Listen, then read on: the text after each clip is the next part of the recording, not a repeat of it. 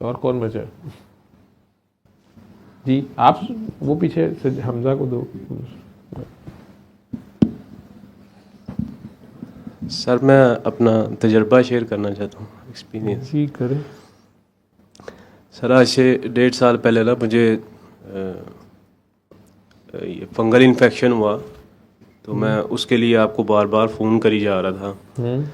तो अचानक फिर आपने फ़ोन उठाया और आपने मुझे कहा कि मैंने आपको बताया कि सर मुझे इस तरह ना ख़ारिश का मसला हो गया और फंगल इन्फेक्शन हो गया। तो आपने मुझे कहा कि दुआ करके पानी पियो, और हकीम साहब के पास गए थे। तो मैंने कहा था कि नहीं मैं नहीं गया, लेकिन मैं गया था। फिर बाद में मैंने आपको मैसेज किया कि सर मैंने आपसे झूठ बोला है, मैं गया था। तो क्यों कि मेरे से झूठ बोला? सर बस पता नहीं। एक बात मैं सुनता हूँ, जितने तुम लोग पुराने होते जा रहे हो ना, फिर वो सलमान साहब कहते हैं तुम डराते हो। मैं कहता हूँ या तो मेरे से पूछा ना करो, ठीक है?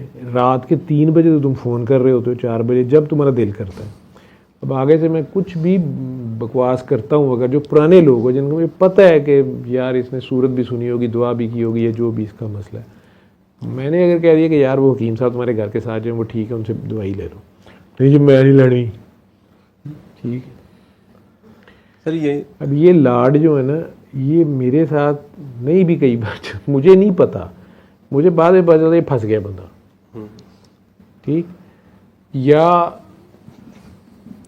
मैंने कहा हकीम साहब की दवाई ना खाना, खा रहा है, ठीक? तो मुझे तो पता नहीं चलता कि तुम लोग ये क्यों करते हो। हाँ फंस जाते हो बहुत बुरे, ठीक है? मुझे समझ भी नहीं आती। फिर ऊपर से मेरे लिए फिर ऐसी वो टॉर्चरिंग चीज़ होती है कि मैसेज करी जाएंगे, फ़ोन करी जाएंगे, कहीं मिल जाएंगे तो बार बार कही जाएंगे माफ़ कर दें, माफ़ कर दें। मैं कह जी किस चीज़ का माफ़ करना है? मुझे पता है, आपको सब पता है, भी अभी मुझे पता है, माफ़ कर दें। चलिए अच्छा चलो मैंने माफ़ किया, मैं कहता हूँ चलो माफ़ किया मैंने, नहीं मुझे पता आपने नहीं किया। कैसे पता मैंने नहीं किया? कहता आपको पता ही नहीं मैं क्या माफ़ी मांग रहा हूँ। मुझे समझ नहीं आती कि ये क्या है, मैं कितने फंस गया, ठीक है?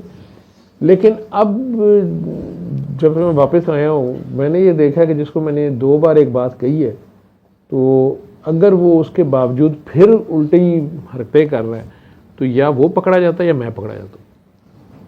मुझे भी मना किया जा रहा है। मुझे बहुत बुरी मेरे साथ हो रही है कि मेरी आदत रही है जी जाओ जो ये सारी ले जाओ, अब्बू को खिला दी। तो हाँ जी, अरशद साहब की गल कर रहे हो, अब्बू तेरा वो है, ठीक? दूजा अब्बू होंदा ते अपने घर रखदा तेनू। सुसर सास सलम ये अब्बू होते हैं। अच्छा तो वो कहाँ हमें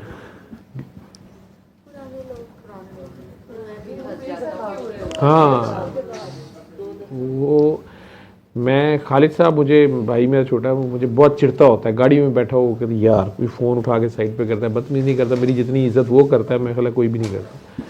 तो वो कई बार कहते हैं कि आप छोड़ दें, जिसको इतनी ज़रूरत होगी ना वो कर लेगा। अब मेरी आदत रही है कि अगर मैं घंटा सोया हूँ या 6 घंटे सो गया हूँ, मैंने उठ के देखा 52 मिस्ड कॉल्स हैं, उसमें कुछ की तो 6-6 हैं, किसी की 4-4 हैं, लेकिन कोई 30 लोगों की कॉल्स हैं। मेरी आदत है हर बंदे को मैंने एक एक बेल मारना ही होती थी कि यार पता नहीं कोई कितनी इमरजेंसी में था, क्या मसला था, क्या नहीं था। तो अब अगर उसे है तो वो फ़ोन कर लेगा, कुछ तो नहीं करते, कुछ फ़ोन करते हैं। अब मैं यह बात करता हूँ तो खालिद का नज़रिया ये होता था कि मिस हो गई है ना, अल्लाह नहीं कराइए ना, अब आप ये भी मान लें आप सो रहे थे, जो मर्ज़ी कर रहे थे, उस बंदी को इमरजेंसी होगी ना, कर लेगा फ़ोन, ठीक है? मैं कहा नहीं यार, वो मैं लगा रहता था, उसको पता चलता था मेरी इस आदत का जब लॉन्ग डिस्टेंस ट्रैवल हम कर रहे थे या कुछ। अब ये है कि मैं वापस फ़ोन करता हूँ और फ़ोन करके शर्मिंदा होता हूँ।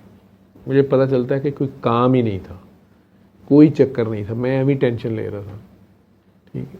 और या फिर वही बात कि 100 बार एक बार बात कही हुई थी, वो फिर फ़ोन करके वही बात वही दोहराई जा रही है, या ये चालाकी लगाई जा रही है कि आप एक बार मुंह से ये निकाल दें वो निकाल दें, कोफ्त होती है। तो अब आहिस्ता आहिस्ता मैं इस आदत से तकरीबन फारिग हो गया हूँ। 100 कॉलें आई हों, जिसकी मर्ज़ी आई हों, अलामिया भी कुछ कर रहे हैं। मेरे फ़ोन में पता नहीं कोई नया उन्होंने सॉफ्टवेयर जो अपडेट किया है, उसमें अब व्हाट्सएप की और जो फ़ोन की कॉल्स हैं वो इकट्ठी मिस्ड नहीं आती। व्हाट्सएप के लिए व्हाट्सएप खोल के इरादा देखना पड़ता है, वो इतना अब कौन देखे। तो मैं सिर्फ फ़ोन की आदत पड़ी हुई है, वो देखता था, वो भी अब रिंग बैक करनी छोड़ दी। नहीं तो पहले कर लेता था, बेल मार लेता था। अब सिर्फ हॉस्पिटल से कोई कॉल्स आई हुई हैं कुछ, तो वो कर लेता हूँ। जी अच्छा, फिर बताएं आप। फिर हकीम साहब की दवाई खा रहे थे, मेरे से झूठ बोला था, फंगस इन्फेक्शन थी। फिर उसके बाद फिर सर एंजाइटी और पैनिक अटैक शुरू हो गए। फिर आपको मैंने बताया कि सर मेरे साथ यही हो रहा है। फिर आपने कहा चलो दुआ करके पानी पियो और अपना नाम पढ़ो और मायनी में किन्नू आखा ये सुनो।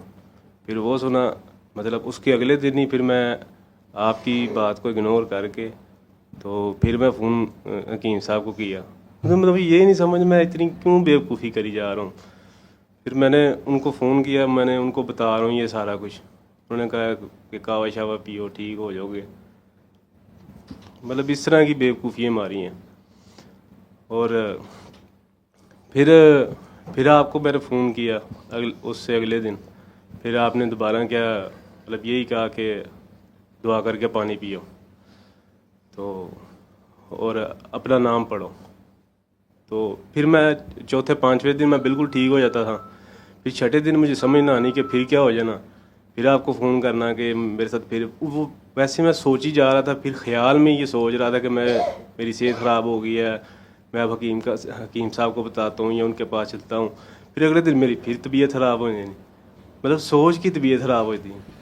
फिर मैंने आपको एक बार बताया था कि सर हमारा मेरा बेबी नहीं हो रहा, तो आपने कहा कि ऐसा करो कि उनके पास चले जाओ, डॉक्टर आयशा के पास जो सर्जी मेड में होते हैं। तो वहाँ पे गए, तो फिर घर आके फिर मैं आपको सारा कुछ बता रहा हूँ कि सर ऐसे ऐसे उन्होंने कहा है, मतलब रिपोर्ट्स थोड़ी ठीक नहीं आई। तो फिर मैं दिन में ये सोच रहा हूँ कि सर आप कहेंगे कि चलो ये नहीं करो, तुसी हकीम साहब के पास जाओ। तो फिर उसी रात मेरी फिर तबीयत ख़राब हुई। तो फिर सर आमना ने फिर आपसे बात की कि हमजा की सारी रात तबीयत ख़राब रही है। तो आपने कहा कि ऐसे करो फिर इसको पागलों वाले अस्पताल ले जाओ, नहीं तो दुआ करके पानी पियो, ठीक होता तो ठीक है, नहीं तो फिर ले जाओ। फिर मैंने कहा कि नहीं, अब जो दुआ करके जो पानी पीना है ना, ये लाजमी करना है। मतलब कई बार मैं मिस कर देता था, मतलब 3 दिन किया फिर छोड़ दिया, इस तरह होता था। अब जैसे मैं रेगुलर कर रहा हूँ तो मैं इस चीज़ से निकल आया हूँ। अब 20 दिन पहले मैं फिर जो है ना ऐसे महसूस हो रहा कि तबीयत अब ठीक है, कुछ भी नहीं है। तो फिर मैं मतलब ना दुआ करके पानी जो है ना वो मैंने छोड़ दिया। फिर तबीयत ख़राब होनी शुरू हो गई। तो अब जो है ना रेगुलर मैं जो है ना दुआ करके पानी पी रहा हूँ। तो इसमें से मतलब ऐसे जैसे कुछ है ही नहीं। चल शुक्र है। कितने साल हो गए मेरे पास आते हुए? सर 10 साल। चल थोड़ी देर ही हुई है।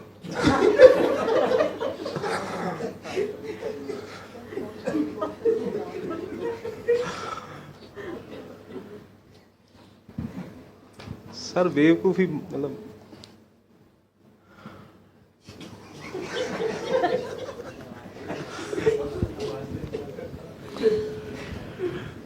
वो खालिद साहब यही कहते हैं कि आपने इन्हें ग्रो नहीं होने दिया।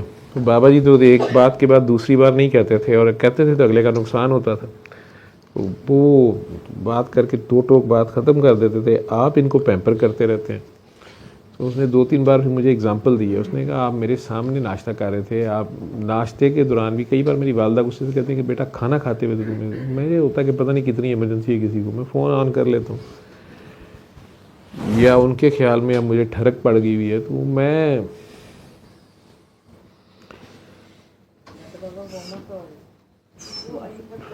आंखें खोल लें,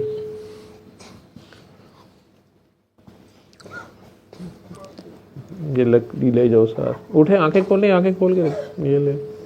मुझे याद तूने तो करा देना था। ਉਹਨੇ ਵੀ ਕਿਹਾ ਸੀ ਨਾ ਮੈਂ ਕਰਕੇ ਠੀਕ ਜਾਣਾ ਇਹ ਤੇ ਆਰਡਰ ਤੇ ਗਨ ਪੁਆਇੰਟ ਤੇ ਕੰਮ ਕਰਾਉਂਦੇ ਨੇ।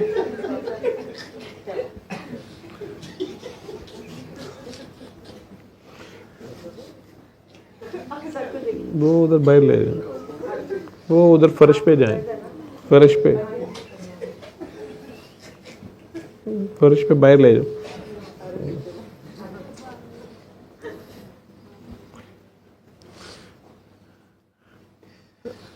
अर्श पे पहुंच गई ना, फर्श पे लेके जाओ।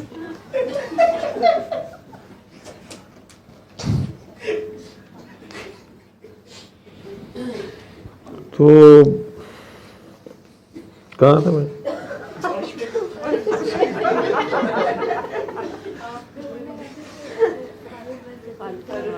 खालिद साहब ने उन्होंने याद करने का कि आपने अभी उस इसी बंदे को आपने, मैं भी नाश्ते में बैठा हुआ था, घर वाले बैठे हुए थे, आपने उस बंदे से कहा ये करो।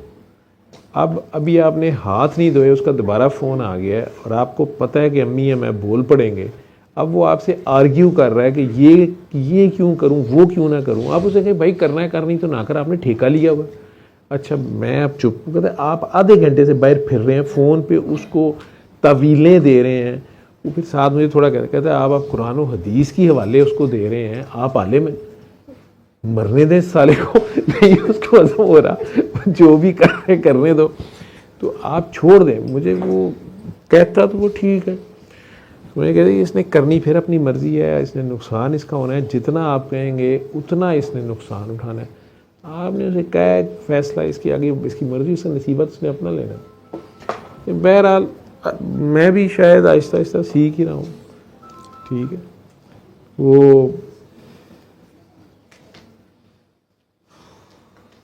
तुम लोगों को ये पता नहीं है कि ये जब तुम लोग बार बार मुझे फ़ोन कर करके, मैसेज कर करके, जैसे तुम्हारी तबीयत ख़राब हो रही थी, मैं भी सोचता हूँ, क्योंकि मैं तुम लोगों के बारे में ये सोच भी नहीं सकता।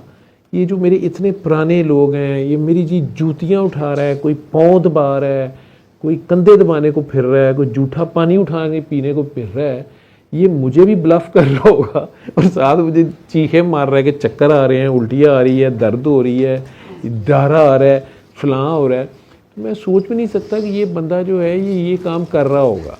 ठीक है, अब वो काम भी करके, नशा भी करके अपनी मर्जी का, उसके बाद मुझे भी कह रहे कि जनाब मैंने पहुँचाते थे।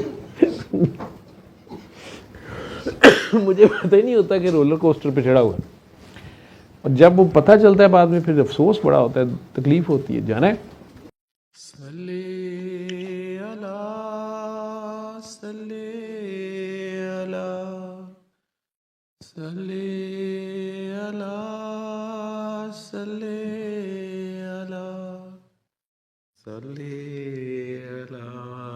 शफीना सल्ले अला